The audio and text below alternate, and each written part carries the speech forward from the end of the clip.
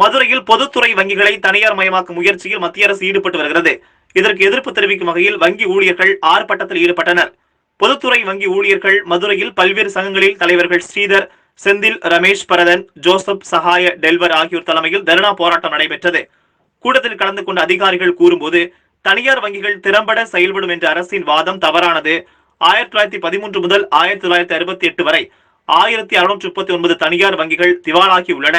பொதுத்துறை வங்கிகளின் சிறப்பான செயல்பாடுகளால் பொதுமக்களின் சேமிப்பு 145 லட்சம் கோடியாக உயர்ந்துள்ளதாகவும், இதனால் மக்கள் மத்தியில் பொதுத்துறை வங்கிகள் மீது நம்பிக்கை ஏற்பட்டுள்ளது என்றும், தனியார் மயமாக்கும் போது பொதுமக்களின் முதலீடுகள் கேள்விக்குறியாகும் என்றனர். எஸ் வங்கி மற்றும் லட்சுமி விகாஸ் வங்கிகள் இதற்கு சிறந்த எடுத்துக்காட்டு என்றனர். கடந்த 10 ஆண்டுகளில் பொதுத்துறை வங்கிகள் 14 லட்சம் கோடி வருவாய் ஈட்டியுள்ளன. கடந்த 8 ஆண்டுகளில் மட்டும் 632,000 கோடி கடன்கள் தள்ளுபடி செய்யப்பட்டுள்ளதாகவும், இதில் 100 கோடிக்கு மேல் கடனாக பெற்ற பெரும் தொழிலதிபர்கள், கார்ப்பரேட் நிறுவனங்களின் கடன் தொகை மட்டும் 2,78,000 கோடியாகும். அவர்களிடமிருந்து கடன் தொகையை வசூலிக்க மத்திய அரசு எந்த நடவடிக்கையும் எடுக்க முன்வரவில்லை என்றும், மாறாக கடன் தொகையை திருப்பி செலுத்த இயலாத கார்ப்பரேட் நிறுவனங்கள் தொழிலதிபரிடம் பொதுத்துறை வங்கிகளை ஒப்படைப்பது பொதுமக்களின் சேமிப்புகளுக்கு பாதிப்பை ஏற்படுத்தும் என்றும், எனவே மத்திய அரசின் இந்த முடிவை கைவிட வேண்டும் என்றனர். அதாவது வங்கிகளில் பொதுமக்களின் சேமிப்பு ரூபாய் 145 லட்சம் கோடி இருக்கு. அந்த பணத்தோட பாதுகாப்பு கேள்விக்குறியாகும்.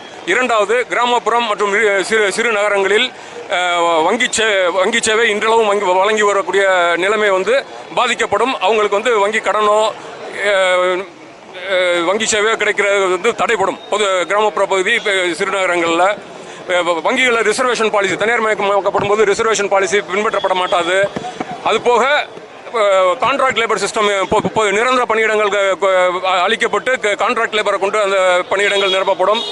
இது போன்ற காரணங்களை வலியுறுத்தி நாங்கள் பல போராட்டங்களை நடத்தி கொண்டிருக்கிறோம். எங்களது போராட்டத்திற்கு பொதுமக்கள் ஆதரவு தெரிவித்து வங்கிகள் பொதுத்துறையிலே தொடர உதவி செய்யும் என்று இதன் மூலம் கேட்டுக்கொள்கிறோம்.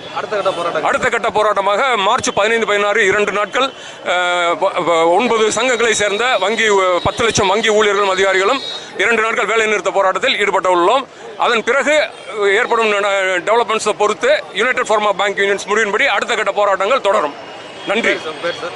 C. Sridhar, united forum of bank unions, Madurai convener. மத்திய அரசு வங்கி ஊழியர் அதிகாரிகள் கண்டன ஆர்ப்பாட்டம். மத்திய அரசு, பிஜேபி அரசு தனியார் மய கொள்கையை கண்டித்து ஆர்ப்பாட்டம். மாபெரும் ஆர்ப்பாட்டம். மத்திய அரசின் பொருளாதார கொள்கையை